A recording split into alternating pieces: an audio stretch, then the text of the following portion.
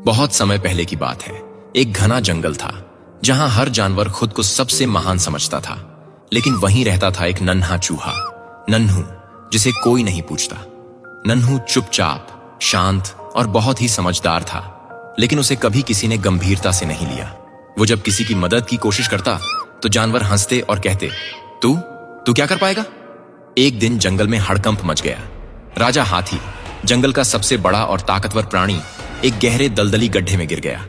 शेर, भालू, भेड़िए, सबने कोशिश की, लेकिन हाथी बहुत गहराई में था। रस्सियां खींची गईं, पेड़ गिराए गए, कुछ काम नहीं आया। तभी सबके बीच से नन्हू चूहा धीरे से आगे आया। सारे जानवर हंस पड़े। तू भी आया है हाथी को बचाने, चल जा यहां से। लेकिन नन्हू ने कुछ नहीं कहा। उसने गड्ढे की दीवार को ध्यान से देखा। वहां एक तरफ की मिट्टी थोड़ी नम और गीली थी। उसे एक पुरानी सुरंग की याद आई जो कभी उसके दादा ने बनाई थी और जो इस दिशा में जाती थी।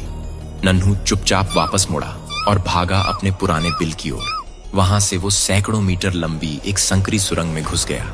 अंधेरा, डर, कीड़े, लेकिन नन्हू रुका नहीं। वो जानता था कि सुरंग एक झील से सटी है और अगर वो झील की दीवार में एक छेद कर दे तो पानी उस गड्ढे में बह सकता है।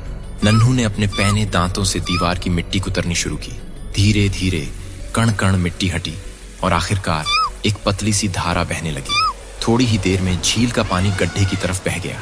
पानी ने गड्ढे की एक तरफ की मिट्टी गीली कर दी और कुछ ही देर में वहां ढलान बन गई। हाथी समझ गया, यही मौका है।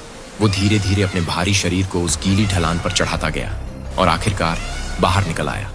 सारे जानवर हैरान थे। शेर बोला, ये कैसे हुआ?